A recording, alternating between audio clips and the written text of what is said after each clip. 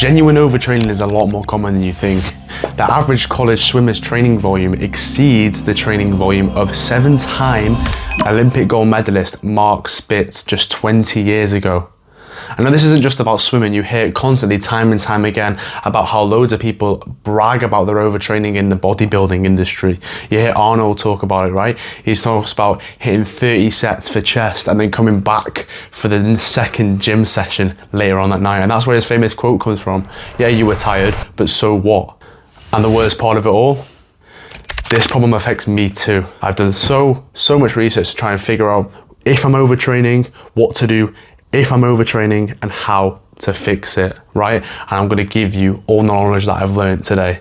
Everyone already knows the dangers of overtraining. Look, when you constantly train at high intensities, you see this with sprinters and stuff like that, because you're fatigued and your body's not recovered from the last session, when you go to do it again, your then output will be worse. But you need to notice the signs. I know from personal experience, it's very difficult to be intuitive with your feelings and with the signs that you want to see. It's very easy to see the signs of overtraining, feel the signs of overtraining, but allocate it to another problem because you like to cope, right? And we're going to fix that. So signs of overtraining are constant, so consistent increase of perceived effort, RPE. So what this basically means is when you go to train, you're constantly feeling it to be much more difficult than you usually would when you're rested. So let's say you can do, I don't know, a set of 10 bicep curls, 18 kg, and you probably have 2 reps in reserve. Now, I don't suggest you train like this. I suggest you train to failure. That's what I talk about in my course down in the description, by the way.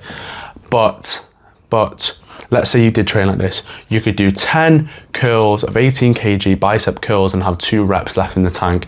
And let's say now you're overtrained. All of a sudden, you go to do that set again and you're doing your curls and you barely get out the 10th, right? What used to be maybe an RPE 8, a rate of perceived effort of 8, is now an RPE 10. You rate perceived effort of it to be a 10 out of 10. It's very difficult. You can't get another rep. And that's the sign of overtraining. When usually you find something to be, moderately difficult and it becomes insanely difficult over a consistent period of time, that's when you can consider it to be overtraining. Now, this doesn't mean on the one-off where you have slightly worse sleep, slightly more, I don't know, whatever the reason may be, slightly more stressed, whatever the reason may be, on a one-off, I can understand something perceived to be much more difficult. That's why I put the word consistent in there. When you consistently find things to be much more difficult than they used to be, even though you're progressively overloading and you're training correctly, this could be a sign of progressive overload. The second thing that we're going to talk about is sleep disturbance. When you are lacking sleep, when you are waking up constantly in the middle of the night, when you're getting terrible sleep, this could be a sign of overtraining. Look, your body isn't recovering. This could be many factors. So it is very important when I give you the advice of the signs that you hear about overtraining, you just see. So what I like to do is I like to lower my training volume for a week, and then see if my sleep changes, see if my RPE changes. Am I finding it more difficult? Oh, I did a deload week, or I changed my training program to lower volume for a week. Oh, my rate of perceived effort has come back down, and now that set of bicep curls that I could do for 10 with 2 reps in the tank feels like it used to. Another thing, loss of appetite. You reduce your training volume and then you get hungry again, and then you realize, oh my God, it is. Now in the future, you can say, right, whenever I get a loss of appetite, I am overtraining. And you know that for a fact. Training bodybuilding can be very mentally draining. That's why I suggest if you were to revise, this is in my course, by the way, if you were to revise, I would suggest that you revise before your bodybuilding session. And the reason for that is because when you do bodybuilding, although it doesn't feel like quite mentally demanding, mentally challenging, it will lack performance. Your brain will not work as well after that session when you go to revise after.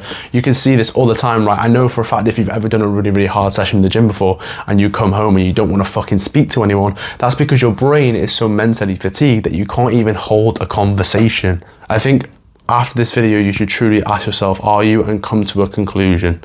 Get a piece of fucking paper, get a fucking pen, write it down and understand, are you overtraining? Are you feeling these symptoms?